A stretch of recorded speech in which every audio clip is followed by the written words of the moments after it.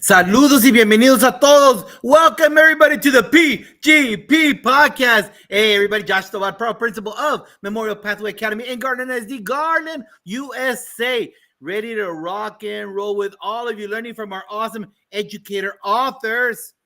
That's the theme of today.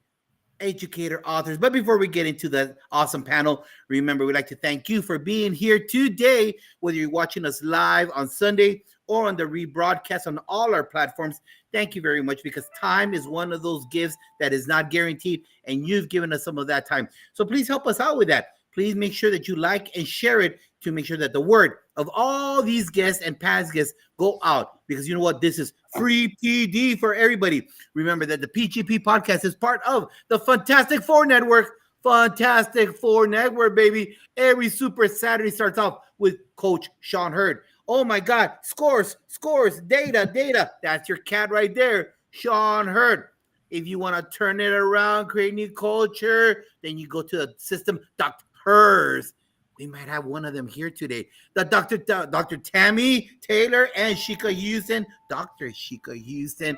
And then after that, El Jefe 1055, Principal Cafele, and the PGP podcast is the anchor for the Fantastic Four on Sundays at 5 p.m. Hey guys, it's all free PD just for you. All these four shows were totally different, but exactly the same. We care about you. We love you. We're here for you because you're not alone. And remember that iron sharpens iron. So please make sure you like and share all of our shows. Trust me, there is no financial restitution whatsoever right here. We ain't making $10 billion. I guarantee you that. It's about connecting with Iowa, connecting with Nebraska, connecting with South Dakota, connecting with Maine, with Florida, with Alaska, with Hawaii, and everywhere in the 48, because we're all in it together. We're part of the best profession, the profession that creates all the other professions, education. And we need you to be part of this show. If you'd like to be on the show, reach out to this lady. I don't know if you can reach out to her. She's going to be somewhere in Africa. She was just somewhere in South America, but to reach out to her, reach out to me, and we need you. Hey, if you're an assistant principal, we're booking for an upcoming show, so reach out to us. We want your knowledge. We want your talents, just like we want to know. How are you, Dr. Moreno? I'm doing great, Josh. Thanks for asking. Remember, I was live from Guatemala last Sunday. I did not want to miss the show, and I definitely did not want to miss the show today. But look, I have my spiders up, which means I'm in Houston, Texas. I am home, thank goodness, for the weekend. But, I'm flying out again this week and busy again. And you're right, Josh, I'm heading out to Tanzania in 14 days, back to Tanzania, back to Promise Village Academy. And yeah, so I can tell you there is absolutely no Wi-Fi there. So I'm going to have to kind of give you lots of love from afar and catch it on the broadcast. But I will be back in December.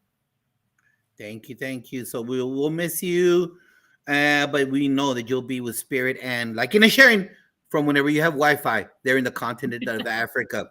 So Moreno, right now we know that this is a time of year that the nerves get like really frazzled, because people start saying, why did you leave the copier unattended? People yell at each other. Or that kid still doesn't turn in his work. Or 6-7. Oh my Lord. You know what? This is the time of frazzled nerves. And what are you doing? Well, that's part of the Chinchilagua moment. Let's be proactive. Chinchilagua, Derek is saying, like, how do you eat that? I think Barbara might know what Chinchilagua is. Chinchilagua is a Mexican game. Hondureño also, right? You said Hondureño. I think you sent me a picture about it. All these Hispanic families line up against the wall, and you yell, Chinchilagua y arriba, boy. And you run and you jump on top of the person. Then you yell again, you jump on top of another one. Then you jump on top. And then it's a human period of family members. And then it all comes crashing down. Your little cousin gets his head cracked open. Grandma comes in hitting everybody. Well, it's all fun and games at school at the beginning of the school year. It's all fun and games. Everyone comes in dressed. You have those big convocations. You call national speakers. You talk to so many hundreds of people, of employees. But then we start losing sight. Everyone starts off with a hashtag. And then before you know it, everything's gone. Right now, everyone starts hitting the wall. Everything, the whole problem. But one of the problems out there and please be on the lookout. If you work in a big school, it's very important that you don't do this. I was an assistant principal for 13 years. Okay. And when you're in elementary and middle school, you're pretty much you do it all by yourself. There is no help. You become part of a team really if you become an assistant principal in a big school like a high school. Mm-hmm. One of the things that creates a lot of animosity, a lot of things that create a lot of problems is whenever you're not there for either at central office or you're in charge of testing or you're off campus for whatever reason, and someone, we're divided by alphabet or you're divided by grade level. It depends on, and I know some middle schools also have that. One of the worst things you could say, and if you're saying this, you got to stop saying this. While you were gone, I took care of two of yours. While you were gone, I did three of yours. And you know what? I couldn't do it because I was. No, don't be tallying up on each other. Don't doing that one up. Same thing.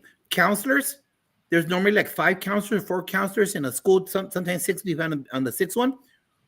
The counselor office is all full, and 4 counselors aren't doing anything.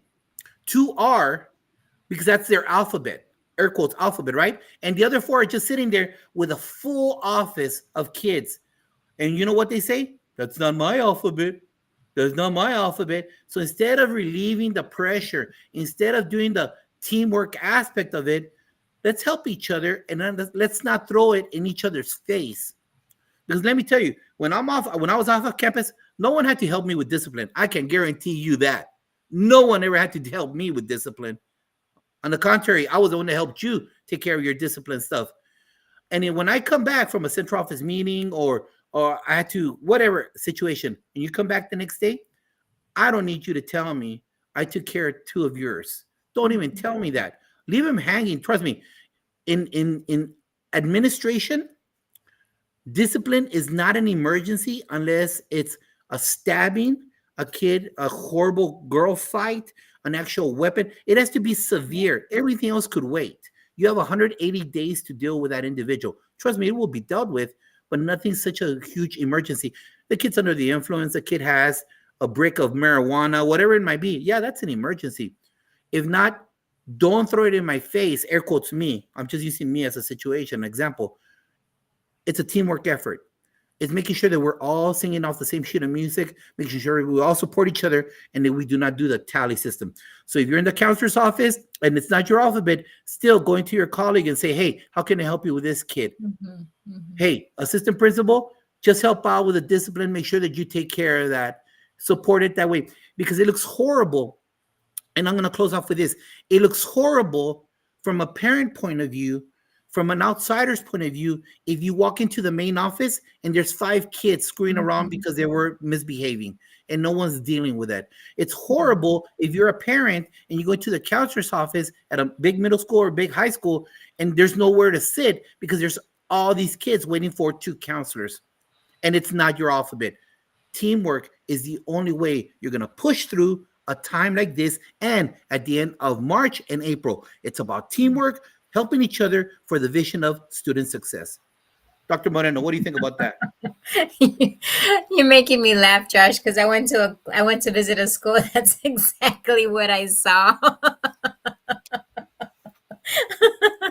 I was like, what is going on? Is there something going on? And they're like, oh, there's only 2 counselors available. And I was like, where are the rest of them? They're like, it's not their alphabet. And I'm thinking, what? I don't even know what that means. Josh, you know what? But it stems from the top.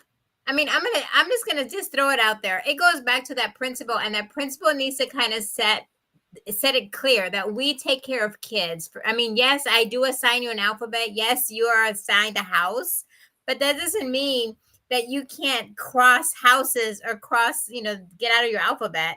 At the end of the day, we serve kids and we need to deal with whatever comes in front of us. And then the other thing is we have to help each other out. I mean, as you mentioned, it's all about teamwork.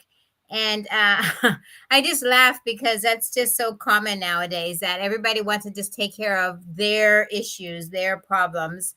And you know what? I can honestly tell you that there's some kids that gravitate to other it's that relationship building as well.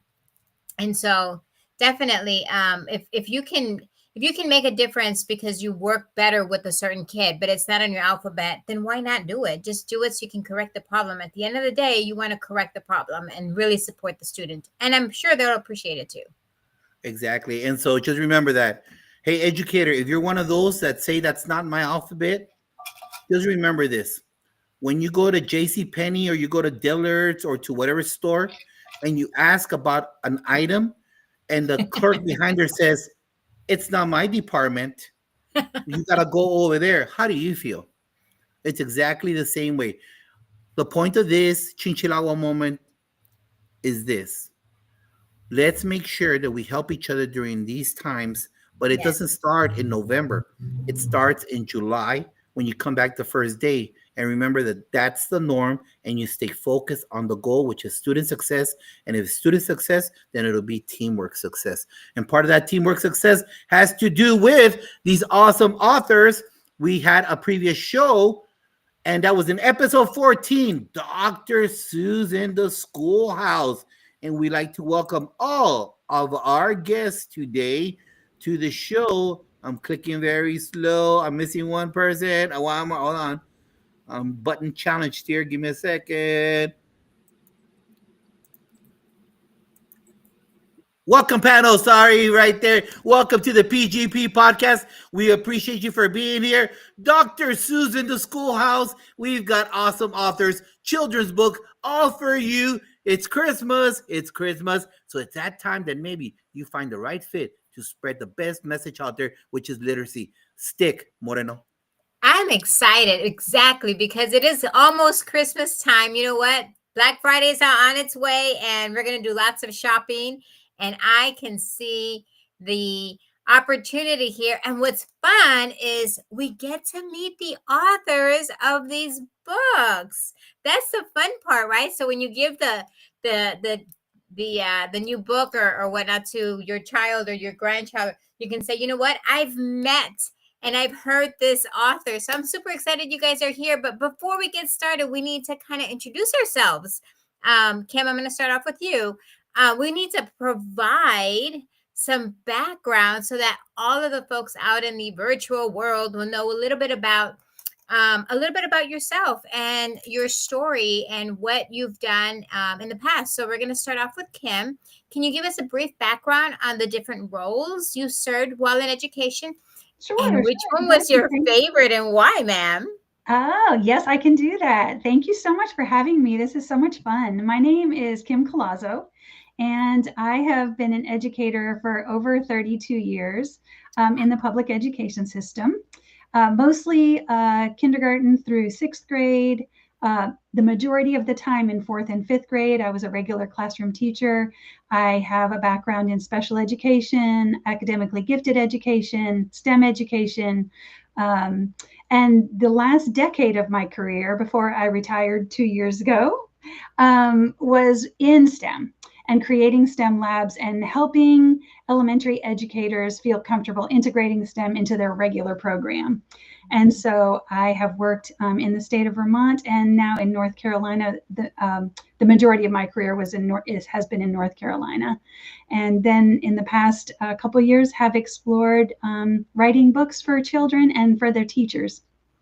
Oh, that is so cool. Love it, love it, love it. And I'm so glad. 32 years. Wow, that is amazing. So I'm gonna learn more about your books and what inspires you shortly. So excited Great. to hear that.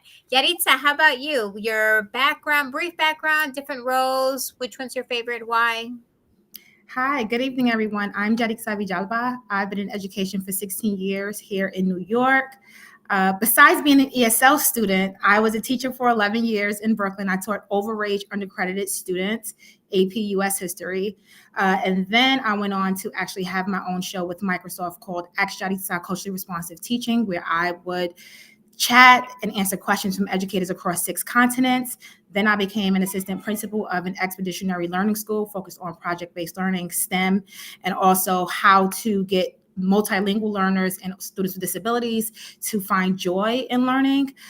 Then I became a full-time consultant with Microsoft and Samsung, and then I started my own company, which is McKinsey's Adventures. We are a global ed tech company working with schools and organizations across 6 continents. In the middle of all of that, I became an author of children's books. I do have a series called McKinsey's Adventures, just like my business, and we focus on culture responsive children's books. My favorite is actually owning my own company because I get to travel the world and learn about education on different continents. That is so cool. Love to hear more. And shortly. Yes. Dr. Houston. Hello, my friend. Hello. Thank you all for having me. I am one half of Create and Educate and also the Real Academy, which is a part of the Fantastic Four. So shout out to all of our Fantastic Four fam members who are tuning in. But I have been in education for 23 years. I was a teacher for 5 years, an assistant principal for 8 years, principal for 5 years, and this is my 6th year at the district level, all at the middle level until I got to the district level. Now I'm over the secondary sites, high school and middle school. My favorite position probably was principal, just because I was able to have more of an impact with my staff and my students, the community. So I really enjoyed that. Enjoy my position right now.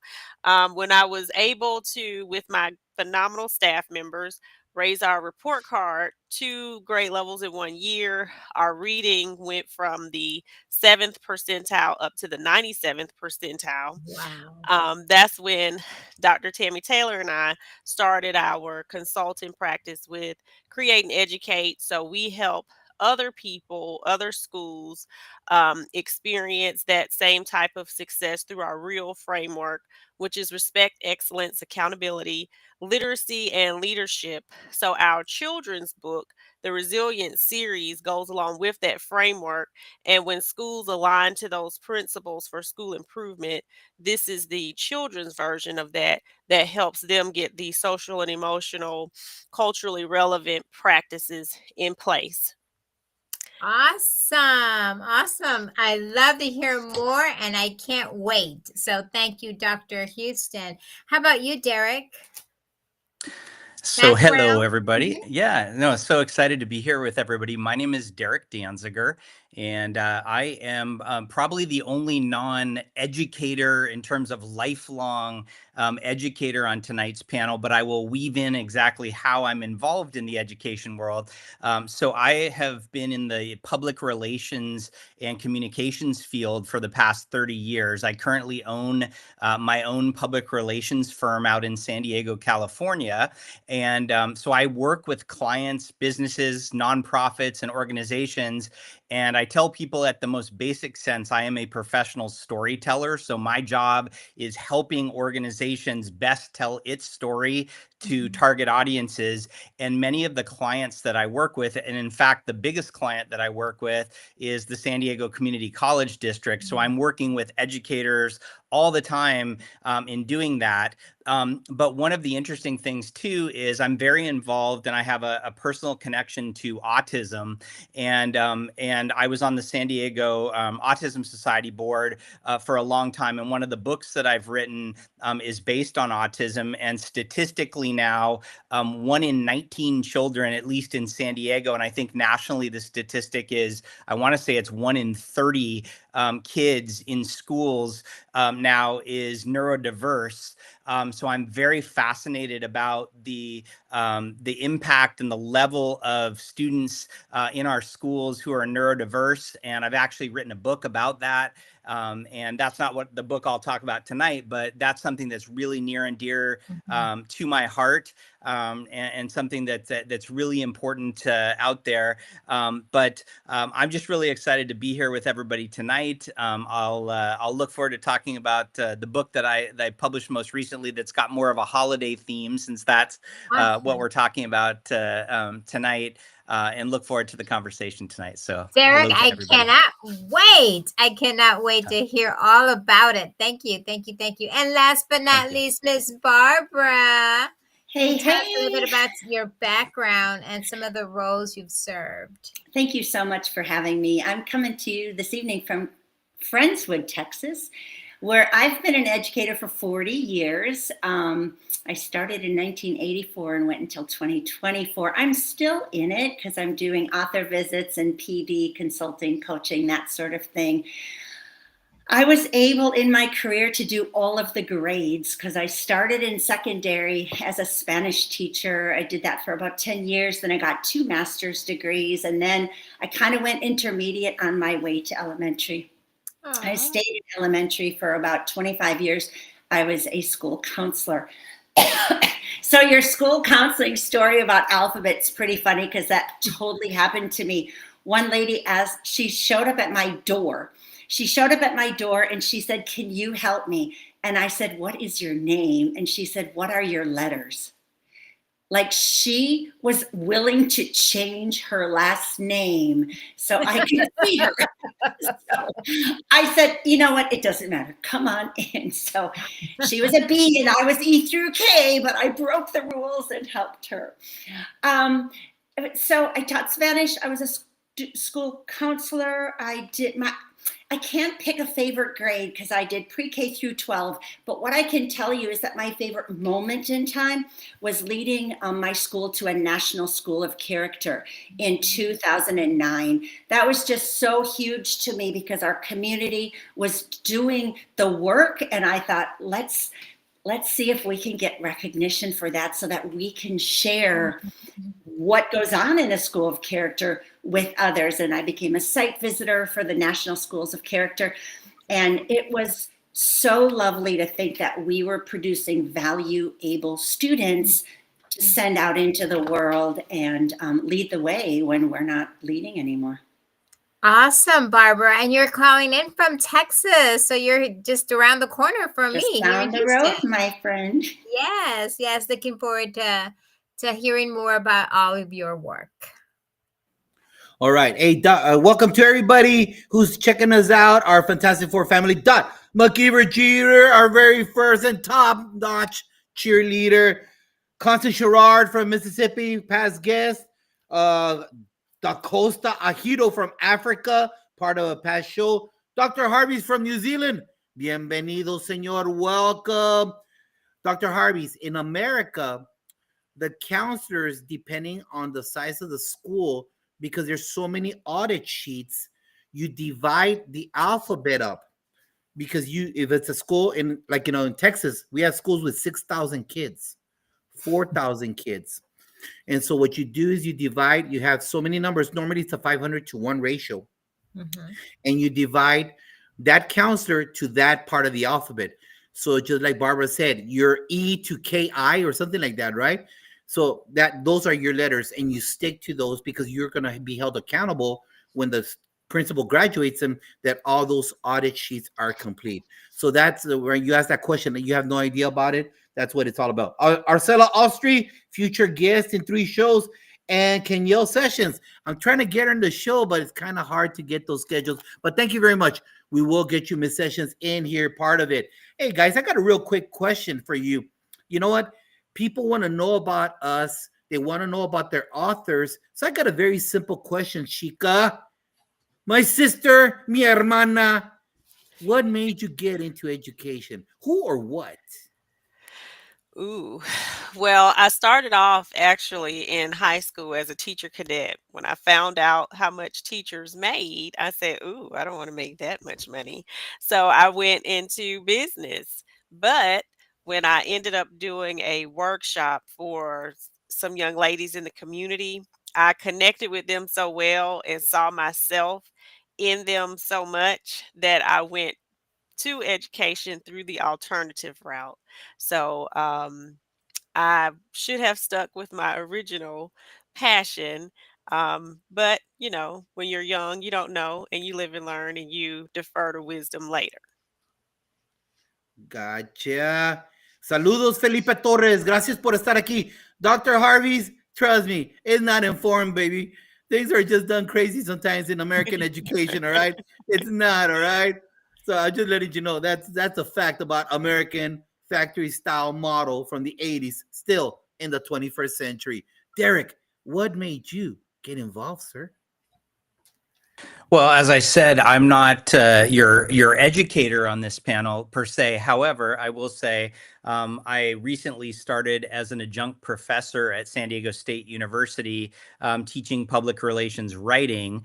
So I'm excited that I've put a 30-year career practicing public relations into something where I can now give back to students. And it's been one of the most rewarding things that I can do is just, working with students and being able to say, here's what I've been doing for 30 years. I'm fascinated by today's youth in terms of the things, because the industry that I work in, I'm talking about where they get their news and information. And I'm simply fascinated by saying to them, hey, have you read a newspaper lately? And none of them have. And I ask them where they get their information, and it's all 100% on TikTok or Snapchat. So a lot of the learnings that I'm getting, that you probably all as educators get to deal with every time.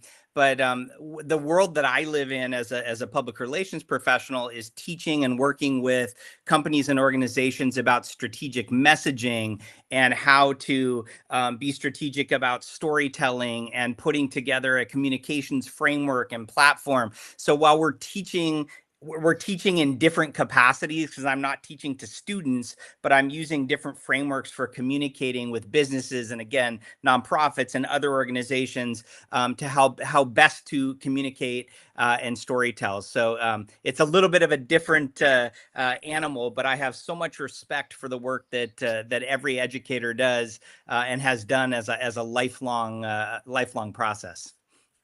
Thank you for sharing. Hey, Derek, real quick. Have you had a mom come to your class and ask you about your syllabus for her daughter yet?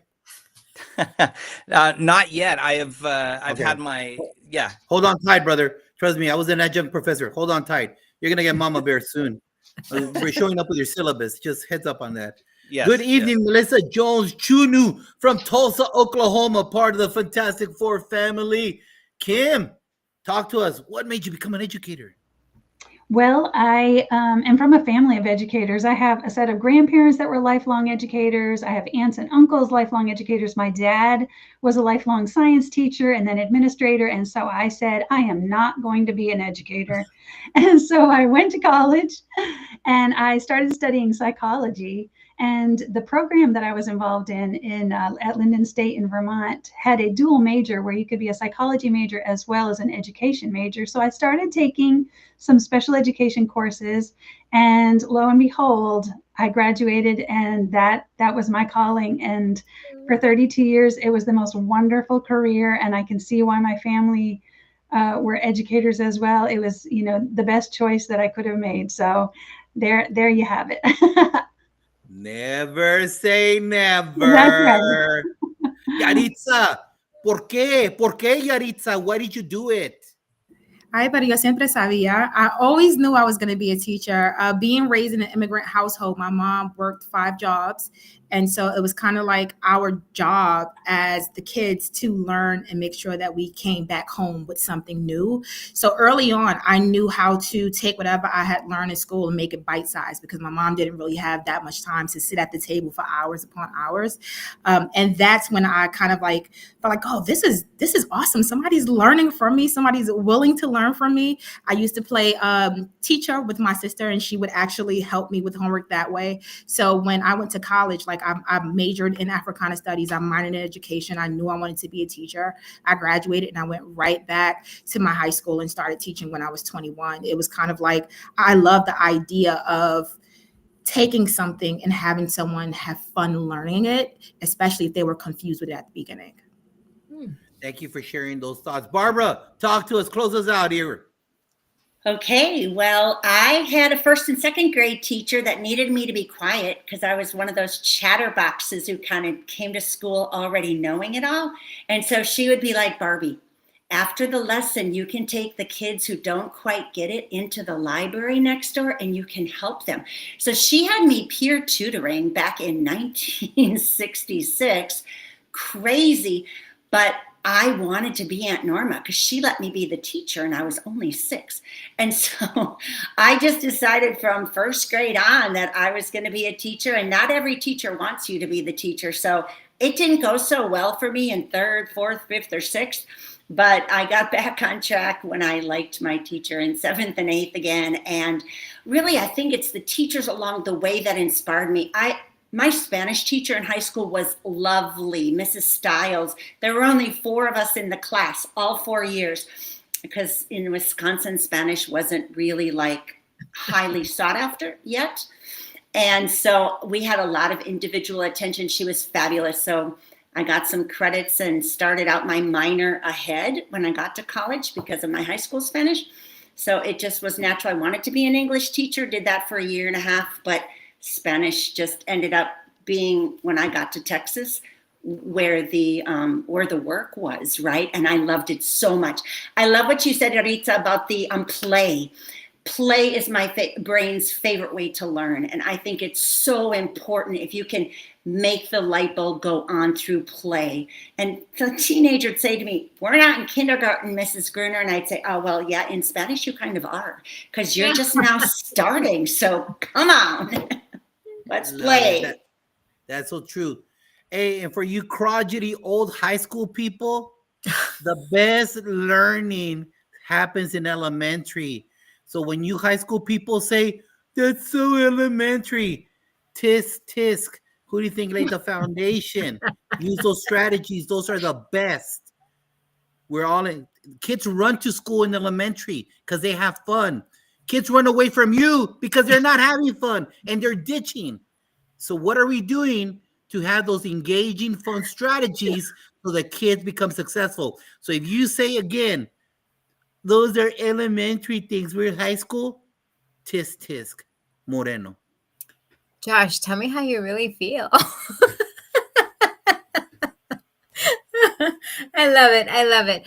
Don't give Josh a little bit because you'll take the whole arm. Okay. Let's come back. Let's come back to this. Derek, we're gonna start off with you on this one, okay? So let's peel back the onion just a little bit.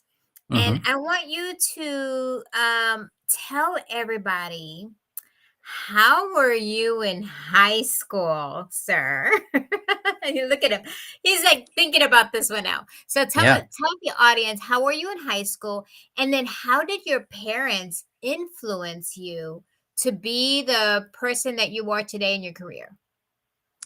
Interesting. I would say that I was a very active and an engaged person in high school. I was a pretty good student. I enjoyed school. I've always been a people person, so I love being around people and meeting people, and very gregarious. And I actually switched high schools midway through high school. So I was at a performing arts high school for the first 2 years of school, where we were doing a lot. I was into acting and a lot of those kinds of things in the first couple of years of school, but I missed the sports side of it. So I left to go do more competitive sports in the latter part of school.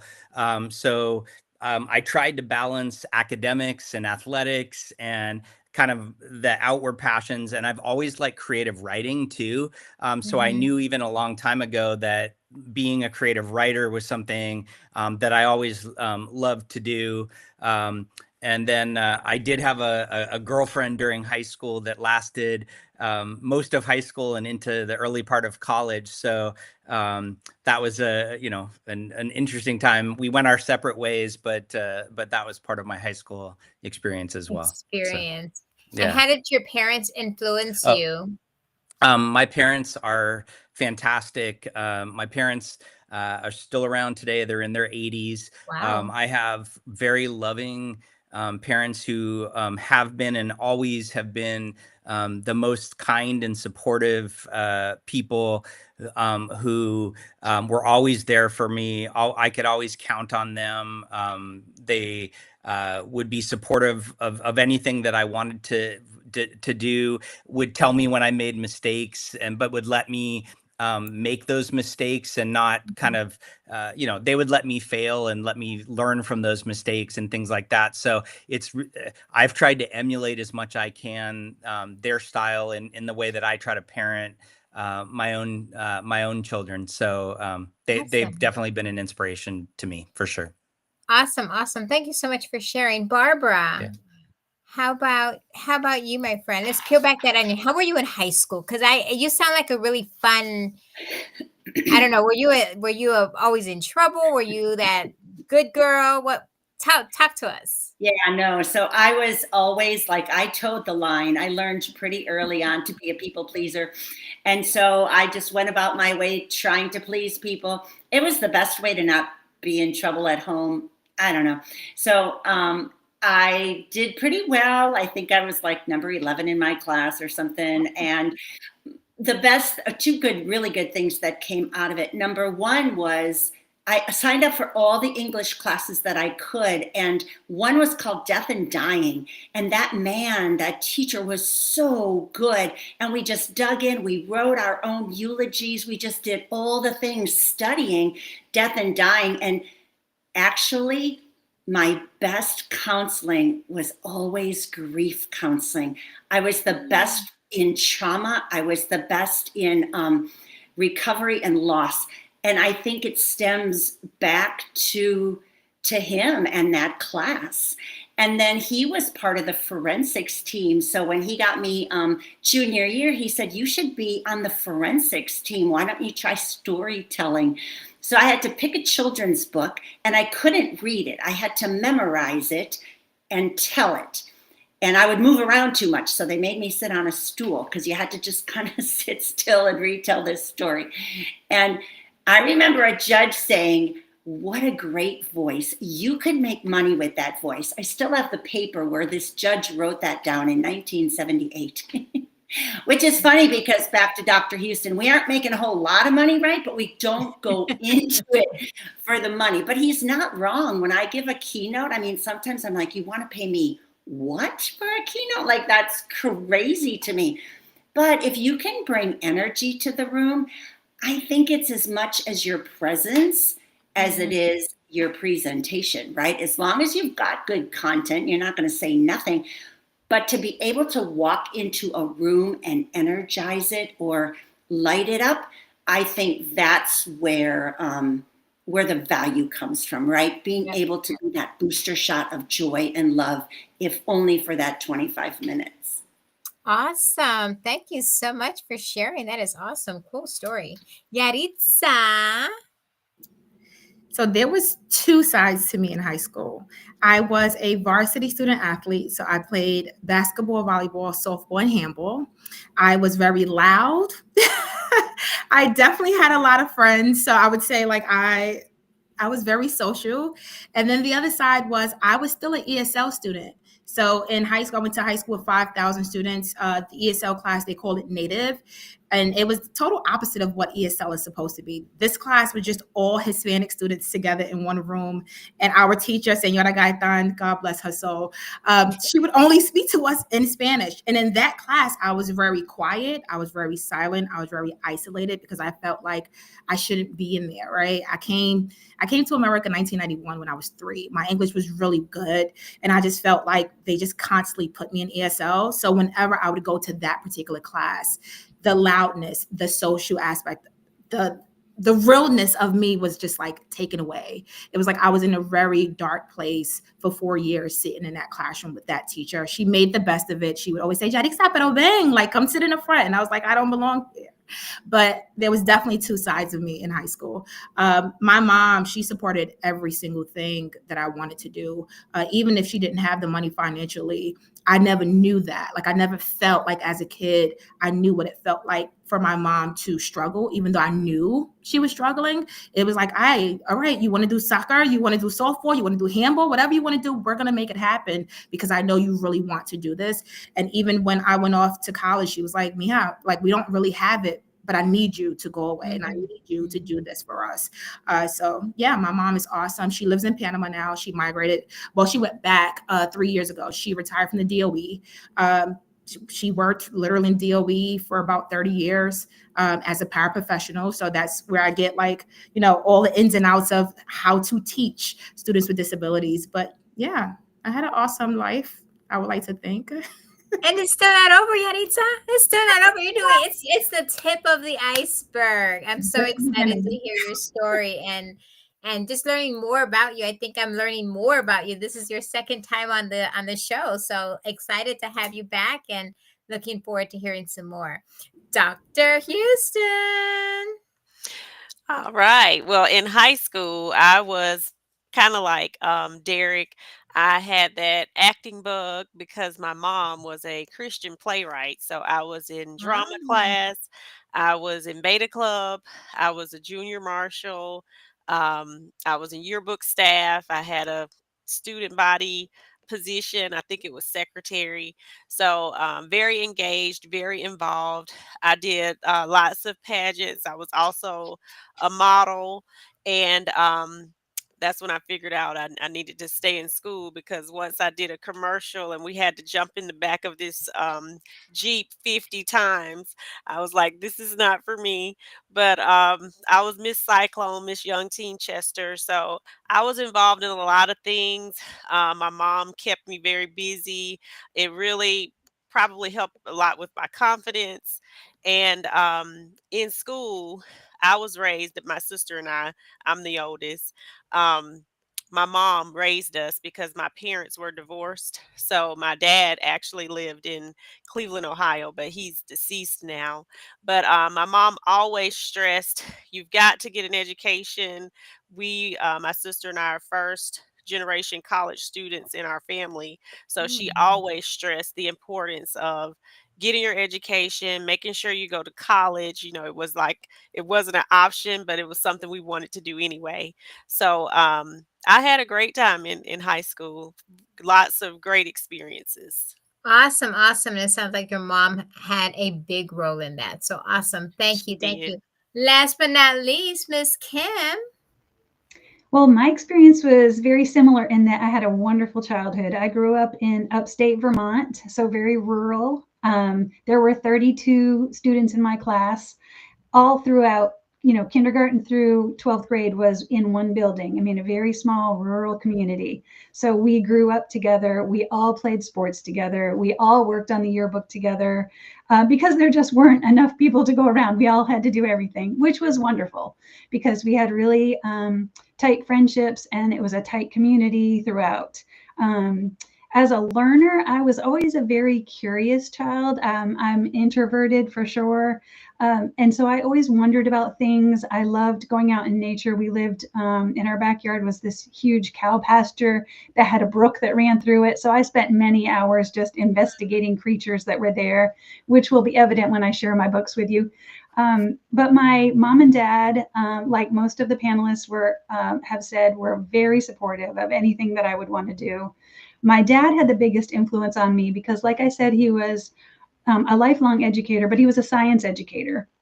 And even back in the day when, science really wasn't as hands-on as we're hoping as it is today, he was always the cool hands-on kind of science guy. He brought in a cow eyeball when we were studying eyes in middle school because, of course, he was my science teacher because it was a tiny community. And so we dissected a cow's eye, and it was always doing science rather than just reading about science. And so that's kind of where my love of science and STEM came from. And so he had a huge influence on me. He had, because we were in northern Vermont, CB radio was huge back then. So he was a CB radio guy and he would fix CB radios as a part-time job. And so he had this workshop down in the basement that was just full of like gadgets and coils and springs and tools. And I loved to go down there because it was the neatest place to kind of explore. And that's definitely where I got my love of STEM and engineering and technology. He always, had tried to have the coolest things. Instead of Atari, we had Beta Vision, and instead of, he just wanted to try the coolest scientific things that he could. And we were the guinea pigs, or my family were the guinea pigs. So I had a great childhood. Yeah. That is so awesome. Awesome. Thank you, guys, for sharing, because it's important for us to kind of know where we came from and kind of how our parents influenced us, because it will show in your work, I'm sure, right? So just like many of you guys have shared that, it's in your book and it's in what you write. So thank you again so much for sharing. You're right, Dr. Moreno, because I'm a history nerd. So two of my master's and my bachelor's is in history. And when I learned about the author's background, when I read their work, oh, now I know why you're writing it that way. Mhm. So our panel's like, hey, bro, I thought you were going to talk about my book. No, I want to talk about you first, because you as the author, who you are, your spirituality, your person, your being spills into the drawing, spills into the little bubbles, the word, everything. So the purpose of the first part of the show was to find out who you are.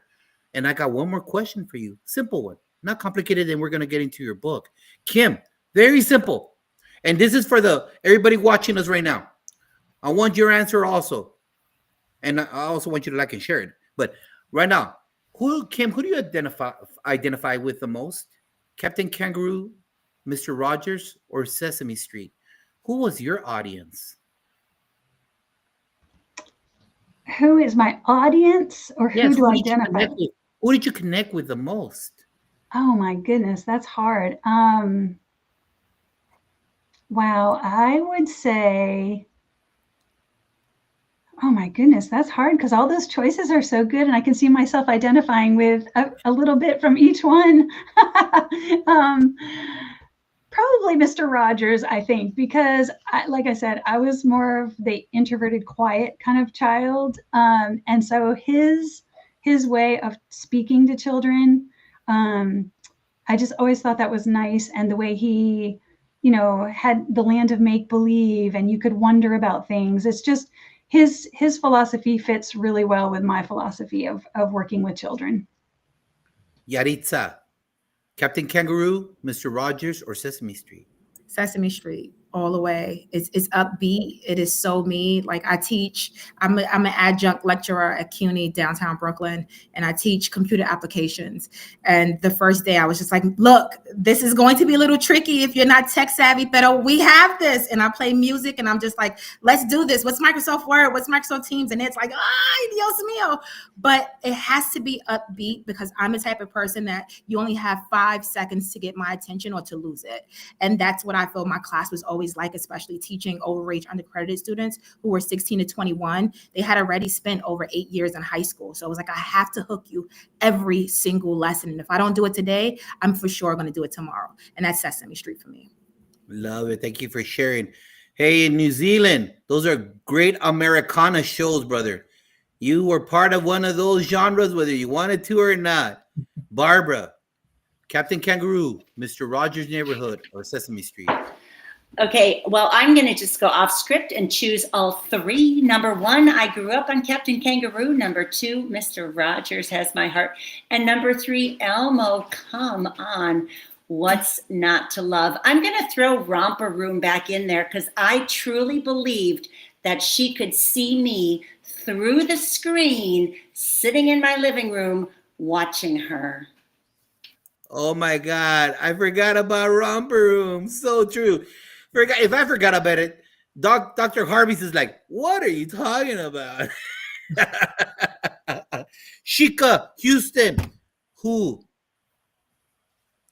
I'm with Yuritsa. Did I say your name right? Yaritza. I'm with her. Sesame Street. Who could say no to Cookie Monster? That was my favorite, because it was very, like she said, it had songs, it had different things. So I love Sesame Street. Thank you for sharing. Derek, close us out. Oh my gosh, it's so funny. You're bringing back all these memories. It's so funny when Barbara said Romper Room, it brought me back to like sitting in front of my TV praying they would say, Derek, your name's going to come up on that little thing that she would hold up, the little magic thing. But I would say Mr. Rogers. I used to love the king and his little castle, and that was always fun. But I also loved like Snuffleupagus and Oscar the Grouch and just all the characters on Sesame Street too. So then there were like all those like Sid and Marty Krofft shows too that I would watch in the afternoon too. I'm trying to think of all the names of them, but yeah, I mean, I think every one of them had unique elements that we related to, and it was appointment. Like, I think what was so unique for our childhood was it was appointment TV that we don't have now. So like we would come home as kids and we would wait at 3, like we knew at 3 o'clock that was coming on and we're all watching it together. And then we would talk to kids at school and say, did you see blah, blah, blah, blah, blah. And that is gone, I think, forever for kids now, because they've got so many different things that they all watch, and there's not that one thing that we're all kind of universally pulled together in, which is sad and unfortunate, but it is what it is. So, well, thank you very much, panel, for saying that. And I wish I could have taken screenshots of all your faces when you were describing the show. Your inner child was totally saying, I'm here. Beautiful reaction. Thank you, everybody. Dr. Moreno, stick. All righty, guys. We're going to get started with our first introduction to start talking about your books. So it's going to be a 2-part question, okay? And it's very surface level still. And I'm going to start off with Yaritza. Yaritza, this question. We're going to start off with you, my friend. So what urged you to write a child's book, first of all? And I mean, you are doing professional development on 6 continents. Like, when did you have time? I would say I had time right before I actually had my own company. So when I wrote the first book, I had just given birth to my daughter. But months before, when I found out that I was pregnant, I actually asked educators from around the world to send me culturally responsive books. And I think we received like 97 books from places from around the world. And they were lovely, but they weren't culturally responsive. They might have had like a character of color, or they might have just been in Spanish, but I didn't feel like it aligned to my African or my Afro-Latina past and my present. And it wasn't like so New York and Brooklyn. And I remember like calling my friend and I was like, hey, Matt, like none of the books speak to what I want my daughter to be exposed to. And he was like, are you going to cry about it or are you going to write? And I remember sending him a script the next day. It took me 24 hours. And he was like, this is awesome. And that was when I first published Mackenzie's Time Machine. And it was like kind of like all the people that I wanted my daughter to know about, which are mostly people who are not mentioned in history books. And he was like, we have to publish this. And I'm lucky enough, my friend Matt is actually a publisher. So he actually published my first book. And we spent more time looking for an illustrator than we did actually, producing the book. But I knew early on that I wanted my daughter to be exposed to culturally responsive text. I knew that I wanted her to know about her Afro-Latina past and present. And I knew that we all have a story to tell, but I wanted her main story to come from her mom. And so all of my books are kind of like stories that I want my daughter to grow up with. Awesome. Awesome. Thank you so much for sharing. Kim, how about you? Sure.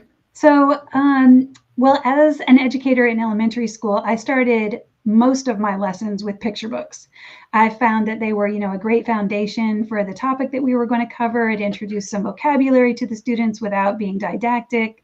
And so, having read hundreds and hundreds of books over the years, I had always wanted to write a picture book. And then and in addition to that, I also wanted to help elementary teachers to integrate science into their curriculum, because as elementary teachers, science is often pushed to the side. It's at the end of the day. A lot of elementary teachers don't have a background in science. They feel uncomfortable teaching it. So I really wanted to write a picture book that would help teachers. And then when our granddaughter was born, she came over to our house one day as a baby and was crying and couldn't get her to stop crying. Took her outside up on our pond and we walked around and she was immediately quiet and looking around. And I said, I'm going to write a picture book about a little girl who goes and explores ecosystems that maybe teachers have to teach in elementary school. And I want those books to have an endangered or threatened species in them. And I want them to include a girl character, because although we want all of our students to be interested in science, research shows that we lose our girls at an early age in the STEM fields. And so I wanted it to be a girl character who has agency and wonders all the time and takes her little wagon and goes and explores different ecosystems, introduces vocabulary about those creatures and their habitats. And I also wanted it to have a career component. So each of the books also includes what she dreams of being now that she's interested in this creature in this habitat. And so I really wrote it not only for the children and their parents to read, but for elementary teachers to use as foundational picture books in their classroom. Awesome. We're going to get into more detail about the book shortly. So I'm super excited that you've already kind of sprinkled some of that in there, but looking forward to more of that. Derek, how about you? What what urged you to write a children's book? And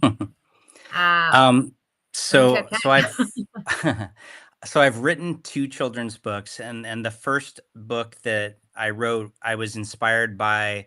I have a family member on the autism spectrum, and that book was written because it was almost a cathartic reason for writing that book, which was writing a book that wanted to, instead of focusing on the negativity that people focus around in terms of seeing autism as a disability, I wanted people to see it as a special ability or more of a superpower that children had, and to give a resource to families and friends of kids on the autism spectrum to realize why they behave differently than other kids, and to let people know that like every classroom in America has a neurodivergent child, and to give those kids, the parents and others, an understanding of why that was the case in a very simplistic picture book like format for that.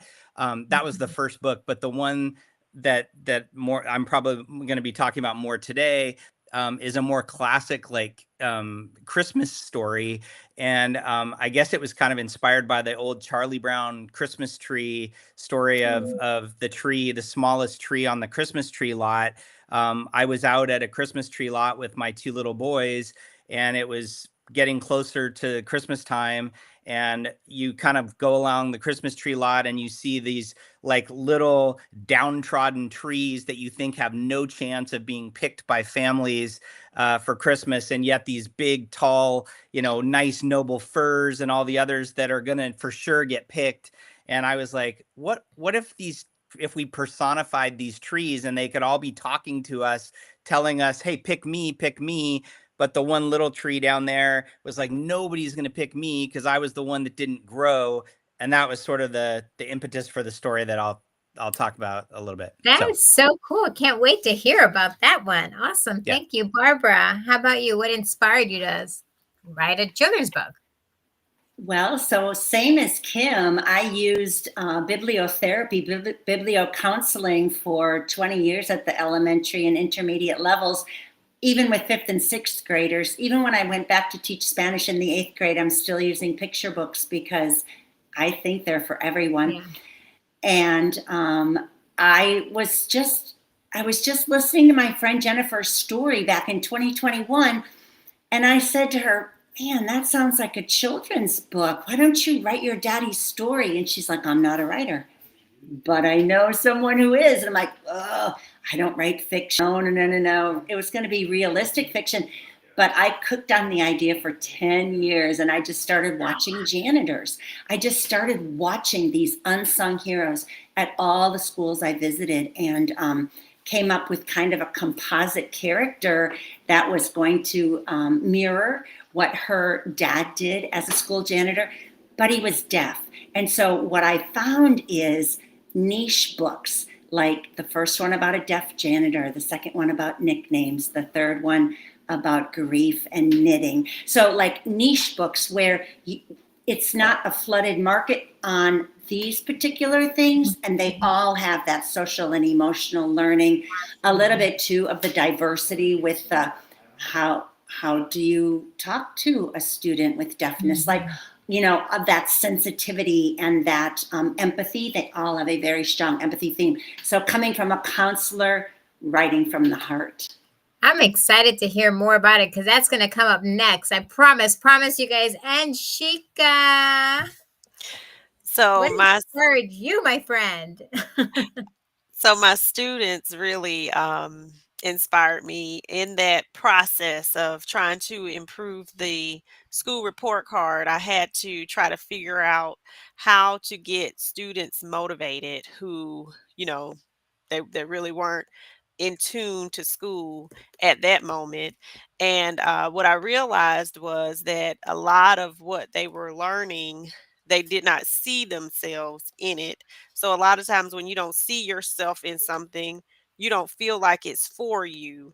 And Mhm. so I brought in a speaker from Clark Atlanta University, Dr. Chika Akua. He came in and talked to them about honoring their ancestral origins, and he displayed things that were parallel from the ancient culture, the Kemet, where the eagle on the money originated from there. The Washington Monument, a lot of our things architecturally, symbolism, these are things that originated from that culture. And so my boys, a lot of the ones who were really cool and never paid attention to anything, they would slouch down. They were glued in on his presentation, and so no one, like, usually we bring in somebody, we have to keep telling them to be quiet or threatening them, and, no one was interrupting. Everybody was tuned in. So a light bulb went off in my head. This is it. It's not that children don't want to learn.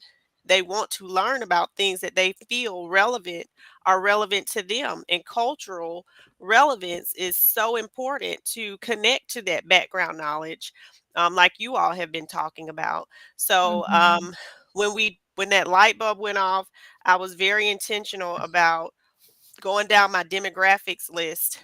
Every demographic in the building, every class that they were in, I made sure I ordered books that showed people that looked like them. They were in their classroom libraries to choose from, because I felt like that was very important for everybody to be able to experience. And when Dr. Taylor and I were able to raise those scores and our reading levels, that winter map, those reading levels shot up. We didn't want to lose that momentum when we went out for COVID. So we hosted on our platform the 12 Days of Christmas, and we invited all of these self-published authors that we really had no idea that really existed, because in our schools we had the books where they had, Whitney Houston, the famous people is how they put in the cultural relevancy. But these people had actually written books based off of their life experiences, which were better for the children to connect to. They made a deeper connection to those books. So when we found out about them, we did a big order from them to put those books in the children's in the teacher's classroom. So that is what inspired me to us to write, because we wanted to make sure it was from our experience as well, but we wanted students to have a specific experience that had social and emotional embedded throughout, but that it was culturally relevant.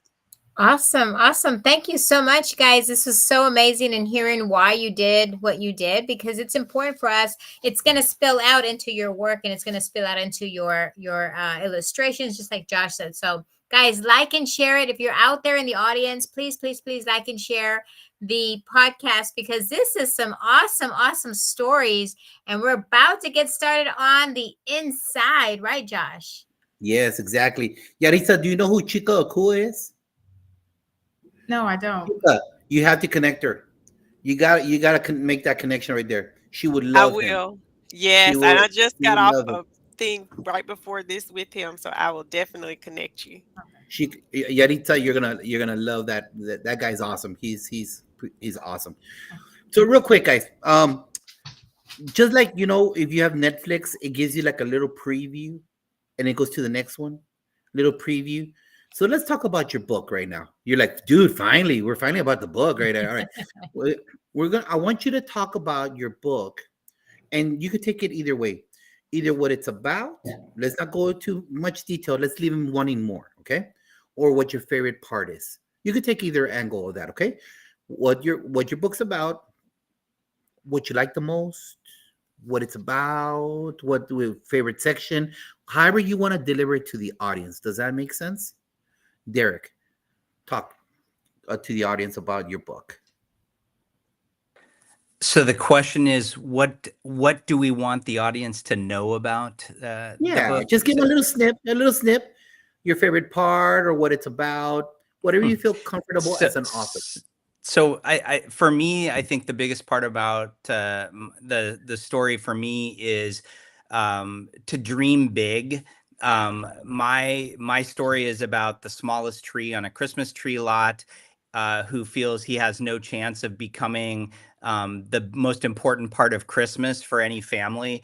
And so he has already kind of decided that he's put up his own limitations for himself. And so how does he then overcome those obstacles, or prove that being small doesn't mean that you're not just as important as any other tree out there? And so I always, when I've had the pleasure of being able to go and do book signings and things about my book, I always sign every book by saying "Dream Big," because Teddy is the name of the main character of the book, and Teddy dreams big, and I want people to always feel that if they feel that things are stacked against them, you can always rise above that. So that's kind of what I would want people to take away. Love it. Do you have you want to share the audience the cover of your book? Cover. Yeah, I'd be happy to. So my story is called Teddy the Tiny Tree, and I don't know if you can all see it right there, but awesome. Teddy's right there in the front, and the book is available Amazon, Barnes and Noble. And the coolest thing, I'll share more of this later, but we're also talking about potentially converting it into a 30-minute animated film. So that's another little kind of cool story. Love it. So thank you for sharing, Derek. Awesome. Great vision for the book. Sure. My sister from South Carolina, Dr. Shika Houston. Thank you. Well, Amir's Awakening, this is his journey to ancient Egypt, him and his classmate Jasmine. It's his amazing journey to ancient Egypt from classroom to consciousness. So just like my students were kind of bored with the traditional curriculum, he is the same way. And one of the ancestors comes back, and it's a 5-book series. I don't know if you can see them all with my background here, but in each book of the series, one of the ancestors comes back and takes the children on an amazing journey to a certain place. So in this book, they go to the step pyramids in Egypt. And so the classmates go with them, and they learn about all these new exciting things and about their history.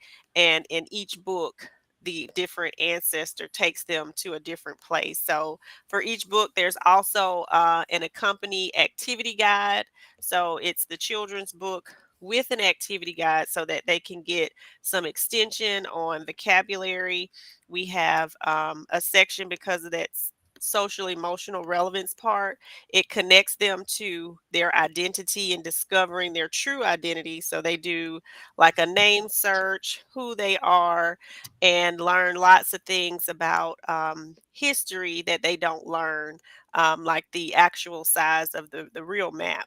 And so those types of things are in the activity guide. So it's just really taking them on a great journey to learn their rich, authentic history. Love it. Love it. Thank you for sharing. Derek, question. Where's the answer? I'm struggling to find where I can answer in the chat box, but the answer is yes. The first book, which is called, I'll just hold it up real quick. It's called I'm Autistic and I'm Awesome.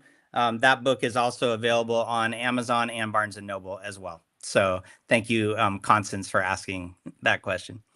So Yaritza. Hey, so I want to share the third book in the Mackenzie's Adventure series. This is Mackenzie and the Secret Library of Banned Books.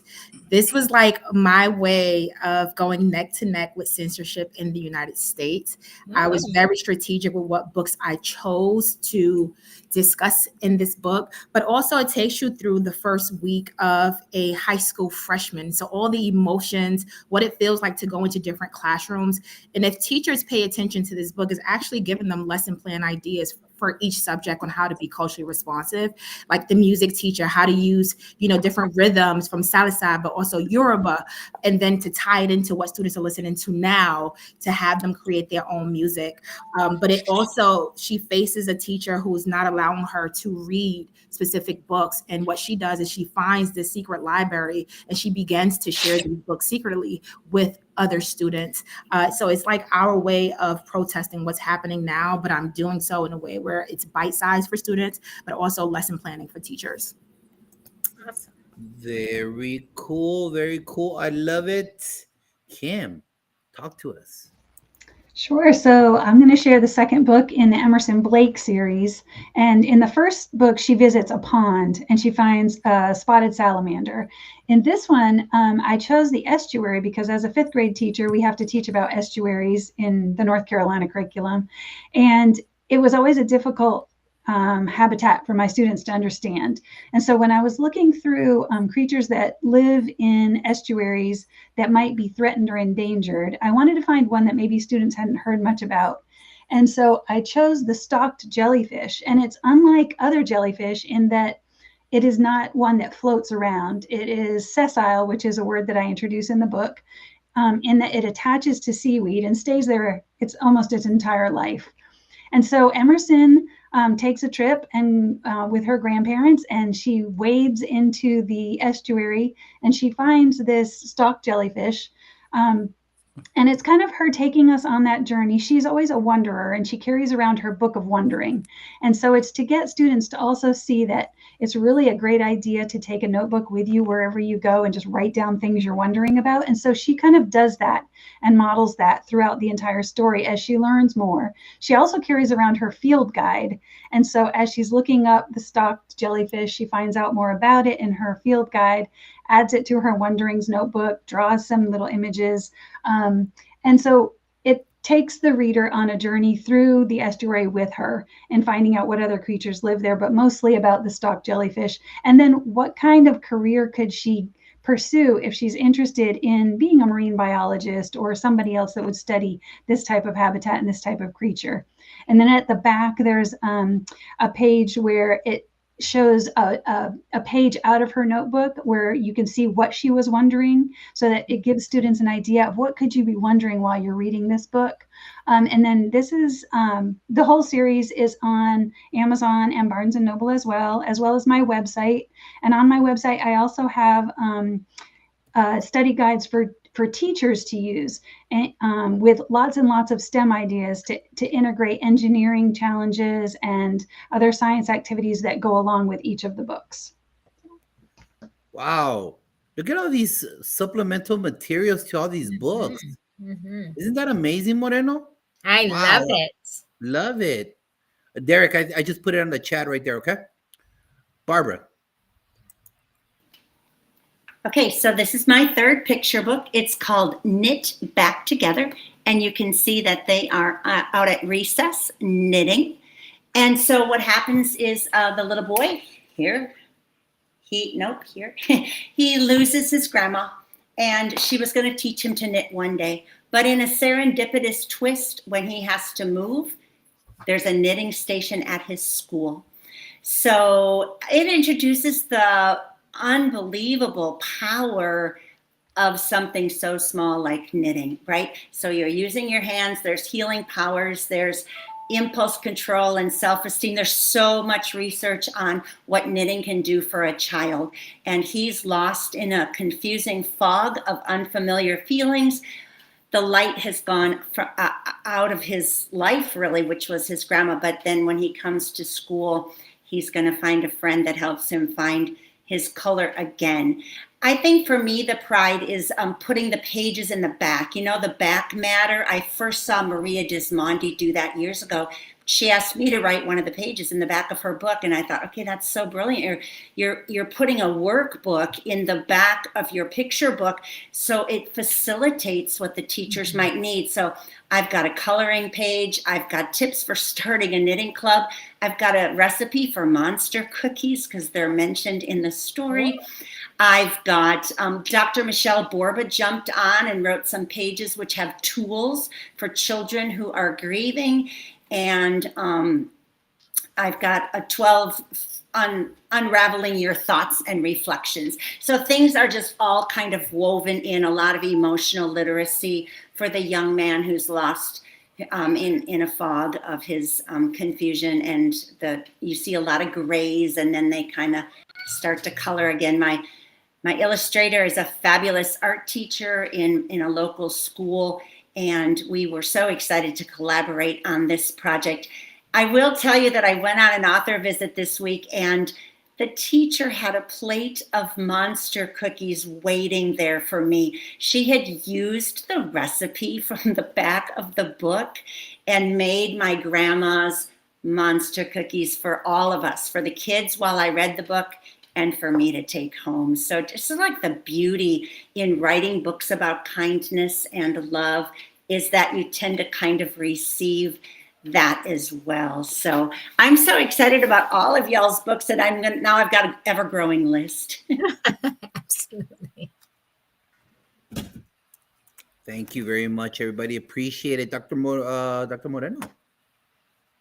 So real quickly, you guys, and we're gonna start with Shika. Shika, so you did your first book, right? You wrote it.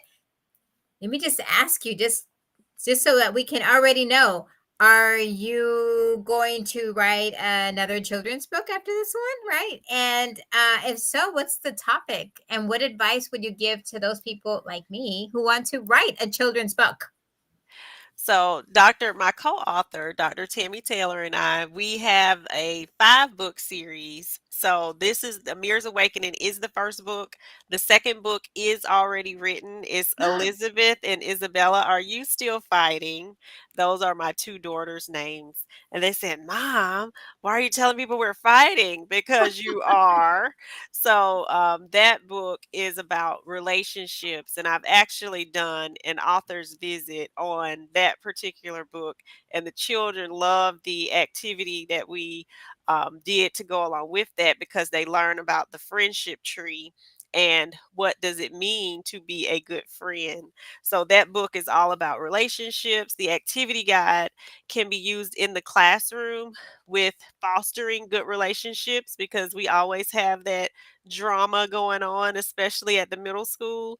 But parents could also use it at home to foster bonds and good relationships with their children. So I actually use what I used for my daughters to develop a good bond with one another in the activity guide. And then Jasmine's Guide to Self-Regulation is all about self-regulation. When we look at a lot of our students who are in school right now, and I know Derek mentioned, neurodivergent, a lot of times self-regulation is a very big issue. So showing children and teachers and parents real strategies around how to self-regulate, because self-awareness a lot of times is the best thing that you can get with your education, just being aware of that. And the 4th book, The Journey is Just Beginning. That book lends itself more to friendships as well. And then the last book, We Are Better Together, is more about that leadership aspect. And there's a literacy component to that as well. So each book touches on a different part of Castle's social and emotional learning, but in our real framework, respect, excellence, accountability, literacy, and leadership, they are also learning those components that pair best with that are culturally relevant. So like being exposed to an authentic language, and those types of things. So the framework is in all of the activity guides, but there's a connecting message for each book. Dr. Houston, how exciting. That's all your work in children's books. This is amazing. That's so cool. Looking forward to getting the series when it's ready and published and ready to go. But I got to get the first one, right? So Yes, gotta get the looking first one. forward to that. Dr. Thank Moreno, you. I got a quick question. Dr. Moreno, real quick. Mhm. I'm sorry, because there was an awkward lull for a hundredth of a second. I did ask all of you about your books, right?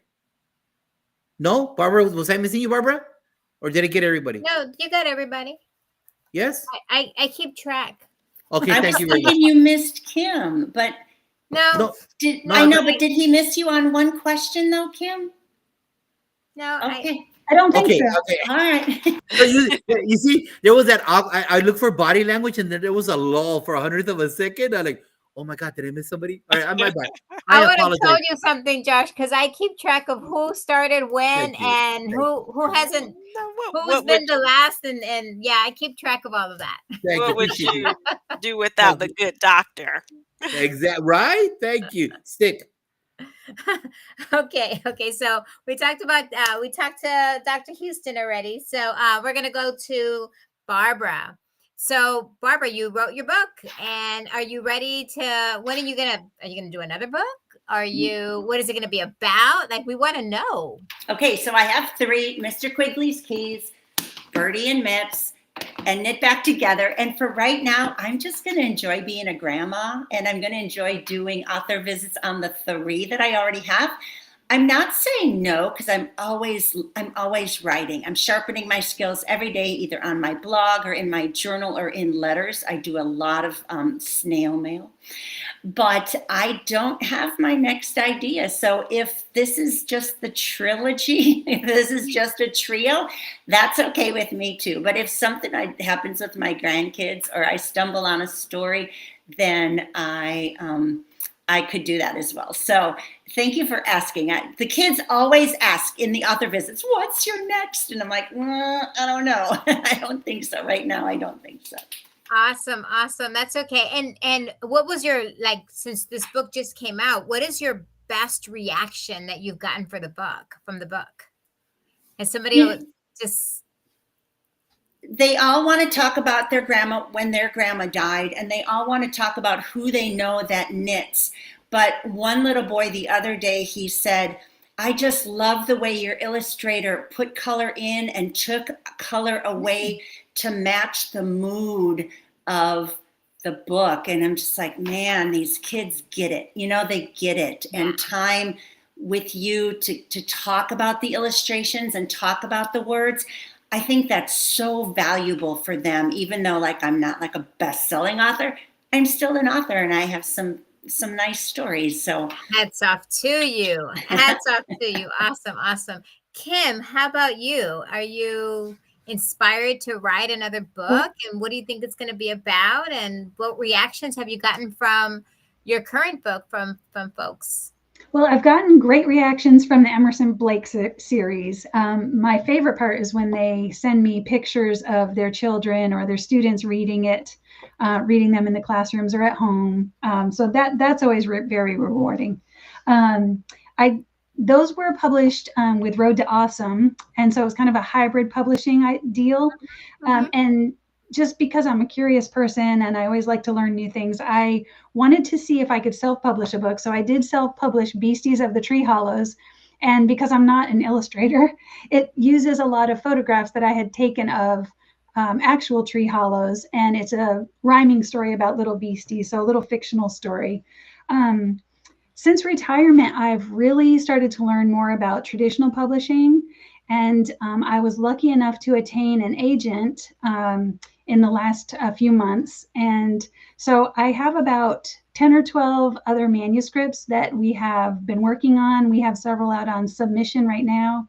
As a matter of fact, I had an editor contact us that's interested in one of my fictional stories. It's actually another story about my granddaughter. And it's a fun rhyming story about her and her difficulty with tactile sensitivity, which I think a lot of students I worked with had that, where they just it doesn't feel right, the pants don't feel right, so it's called I Won't Wear Pants. So we're really hopeful about that one. But I also have lots of other fiction, nonfiction, and informational fiction manuscripts that I've been working hard on to try to get into submission at some point. Awesome. That's amazing. And I'm so glad that you've done various paths. You've done self-publishing, you've gone through a semi kind of Road to Awesome group, and then now you're kind of venturing into other territories. So that's awesome. Looking forward to hearing more about those books that you're going to be putting out. Yaritza, how about you? I know yours is a series as well. Mm-hmm. Yes, it's a series of 4 books. One is in Spanish, Mackenzie's Bisabuela, La Bisabuela de Mackenzie. It's kind of like my homage to my Afro-Latina past, but also our voyage from Africa to Great Britain to Panama and then to America. But it's also kind of like just giving thanks to the matriarch of our family for helping us to migrate to America. So it talks about food. It talks about our festivals and carnivals. And that book keeps me really busy. But I kind of like moved on, and I'm creating pathways for students around the world to create digital stories. So a big initiative of mine is digital storytelling, especially with students in Nigeria. We just finished a Code Africa event where students were journaling about learning how to code and what that means for them to tackle, sustainable development goals and issues around their countries. And then we actually had students from 54 other countries write back.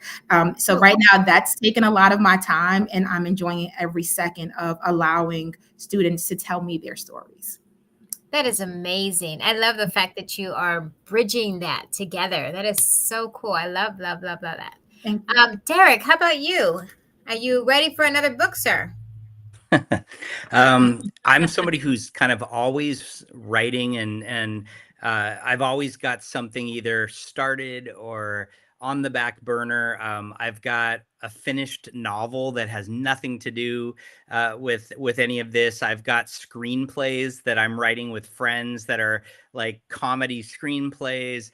I've also got 2 more children's books that I've finished but haven't done anything with yet. But it comes down to a couple things. It's just time, the precious gift of time. And,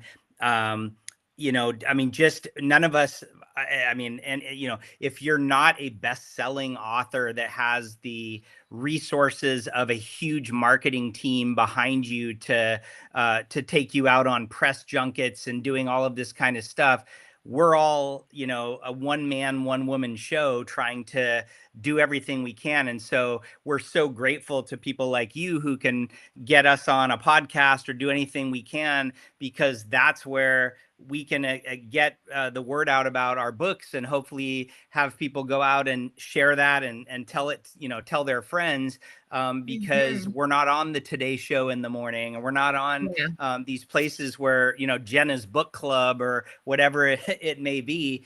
And so it's really gratifying when we can get out and do those kinds of things. I am like, I forget who mentioned it. Maybe it was Kim, I think, that said, I love it when people send you pictures of their kids reading your book or things like that. It's really cool to see that you've touched even just like one person who will send you something nice and tell you how much your story meant to them. And I will say that something that I think we all have tapped into, and at least I've seen this, is, I have my own job by day working in public relations and things. And when I go to professional events at night, I cannot tell you how many times people would rather talk to me about the fact that I published a children's book than anything else. And it's like you tapped into something that everybody on the planet wants to do, but they have an excuse as to why they didn't do it. And it's so funny. Like, I'll go to an event and somebody will go, "That's so awesome. You published a children's book. I've always wanted to write a children's book," or "I always had this idea for a movie," or "I have an idea for this." And then they're like, "That's so cool that you did it." And my question to them always, and this goes back to a question for you, why haven't you done it? And they always, there's some reason or excuse. And I'm like, I'm no different than you, other than I took the time to actually get it Mhm. done and Mhm. took it to fruition. And we all have like a million excuses as to why. And so if I can, if my book can inspire one person to just take it to the finish line, then I feel like I've done my job in helping that, because we all have a story to tell inside of us. And Absolutely. so that's something, I'm going to have you guys do this real quick. Hold up your book like this with your face and your book so I can take a real fast screenshot. Can I see if I can do that? There you go. I'm going to take a screenshot real quick. Okay, I got it. I will post it in just a little bit, but I think that's important, right? To kind of put the face with the picture and make sure we can share all of that, because it's important. Like you said, like it and share it, you guys. As soon as you see this post, please make sure, because I'm sure everybody on this panel would really, really enjoy, right? And more than anything, it's Christmas. It's Christmas. And why would you not send out an awesome book that has a message behind it? Awesome. And we're going to close off the show with a couple quick things real quick. This is where I'm going to promote a couple of books that I support. So panel, be ready. Like I asked you to be ready. So a couple of books that I recommend for the upcoming holiday season. Superintendent Glenn Robbins talks about the dark side of education. Past guest, and like Derek, like you said, my job here on this podcast is to promote educators, especially authors, because it's hard to be an educator and publish a book. So whenever I see something, I'll reach out to you and say, hey, come on to the show. Another book by him, Leaders, The Stoics, Calm in the Chaos. Very important. Superintendent Glenn Robbins, New Jersey. Sean Kane, How to Support Teachers in the Classroom. Our campus is 100% Fundamental 5. That's why we're a stellar magical kingdom.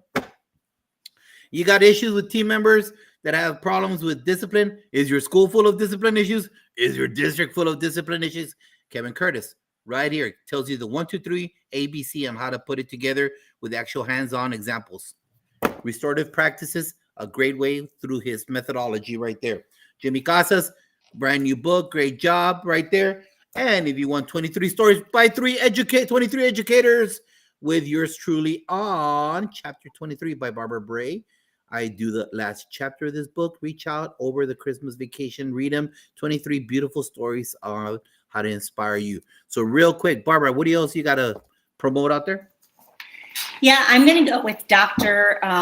Jody Carrington. She paired up in Canada with my friend Lori McIntosh, and they wrote Teachers These Days. First, Dr. Jody wrote Kids These Days, and then they co-authored Teachers These Days, and it is fantastic. It's meant to support teachers. It's meant to help with self-care and take away burnout, like prevention. It's so beautiful. Lori McIntosh is a kindergarten teacher up in Canada. It looks like they might be striking right now, but fighting for the kids. And Dr. Jody, there is a little spicy language. She does use a little spicier language, but it's, with that caveat, it's so worth it. Thank you, Yeritza. ¿Algo más? Yes. So the entire Mackenzie's Adventure series is on my website at mackenziesadventures.com. Pero if you're looking for a book on project-based learning, Dr. George Valenzuela wrote an amazing PBL Plus book that I wrote the foreword to. Kim.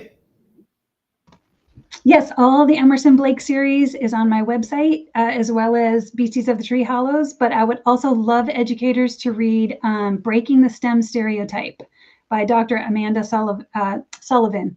Fantastic book on how we can keep our girls interested in STEM throughout their careers.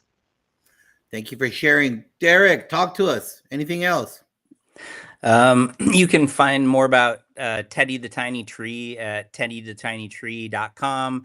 And he has his own Instagram page. So as we get closer to the Christmas holiday, if you want to follow Teddy and his adventures on Instagram, you can go find him and see what kind of crazy antics he's up to.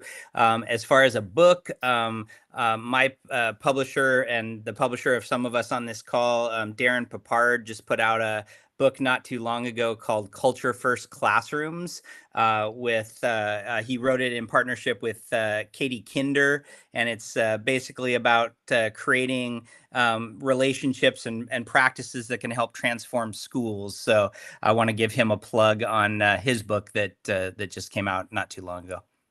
I got one better for you. They'll be on the show in 2 weeks. Oh, okay. Good job. Great. Awesome. Dr. Shika Houston, my sister from South Carolina, where our Gamecocks are doing horribly. They are quietly quitting. So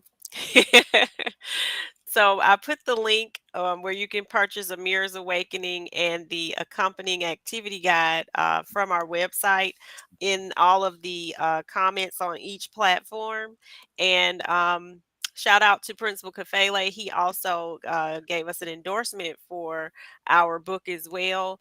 And on our website too, you can purchase Women Who Lead. Dr. Tammy Taylor and I are the contributing authors to that book that was organized by Dr. Sharon Porter. So any of our leaders is compilation of women leaders who have shared their experiences.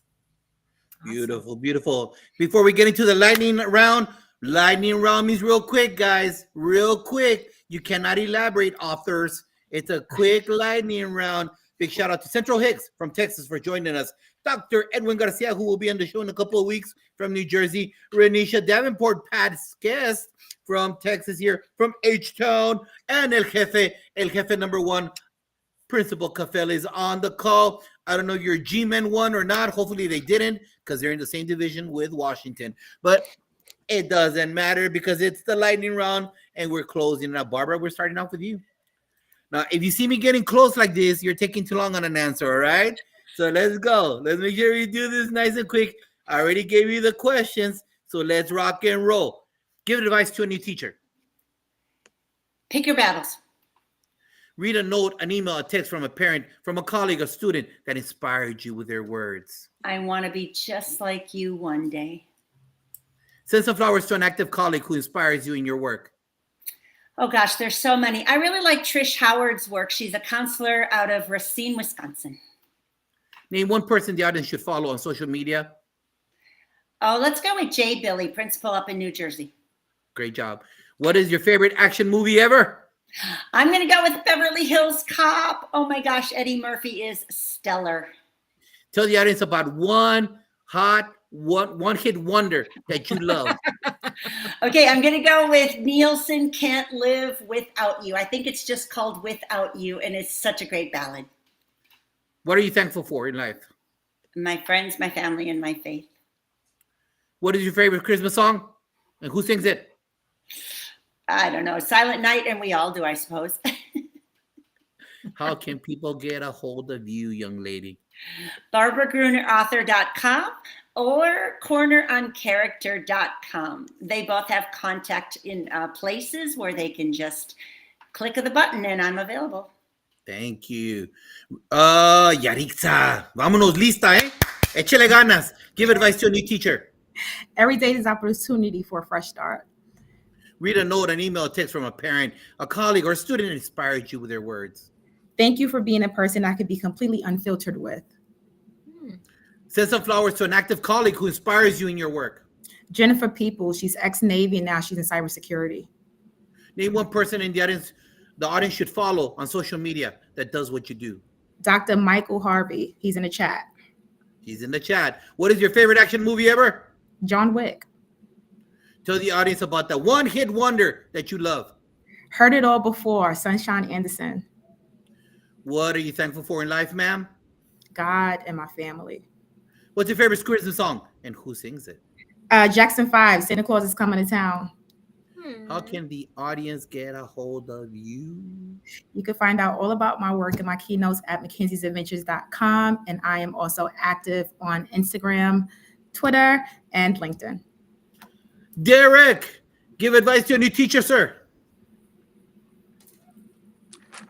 Don't let the girls in your class have their parents come in and tell you about their syllabus. No, I'm just kidding. That was your, sorry, that was from you, right? Sorry. Touche. I love it. That was great, Derek. It happened to me twice when I was Oh, adjunct okay. professor. I'm just telling you. Oh, okay. Okay. Read a I would note, just an say, email. Go ahead. I would just say be open-minded and learn as much from your class as you plan to teach them. So Read a note, an email, a text from a parent, a colleague, or a student that inspired you with their words. I had my son is the smallest in his class, and the story of Teddy helped him see that he could still have big dreams too. Love it. Send some flowers to an active colleague who inspires you in your work. I'll send them to Aurora Ayala, who is somebody at the community college district who is doing some great things, leading a team of mostly males in an industry and doing some amazing things in her work. So, name one person, one person that people should follow on social media that does what you do. That does what I do. I should have. Can I say somebody who doesn't do what I do, but I think is fascinating? Go ahead. Lightning round. Come on, Derek. Lightning round. Okay. I love Neil deGrasse Tyson, the astrophysicist, just because I think he challenges us to think outside the box and question like life and where we came from and just like all kinds of things in general. So, Derek, lightning round. Yeah. Sorry. What's your favorite action movie ever? The original Indiana Jones, Raiders of the Lost Ark. Tell the audience about that one-hit wonder that you love. I like Rick Astley, where the song that everybody gets Rick rolled with it. Never gonna give you up. What are you thankful for in life? Family and friends and good health. What's your favorite Christmas song and who sings it? I think I love "Have a Holly Jolly Christmas" by Burl Ives. I think he sings it. How can people get a hold of you, sir? I have a website, Danziger Public Relations or danzigerpr.com, which is my website, and it links to everything there, and you can get my contact information off the website there. Love it. Kim, let's go. Let's fire up. Everybody, for Monday, give advice to a new teacher. 2 tips. Allow your students to fail and start every lesson with a picture book. Read a note, an email, a text from a parent, a colleague, or student that inspired you with their words.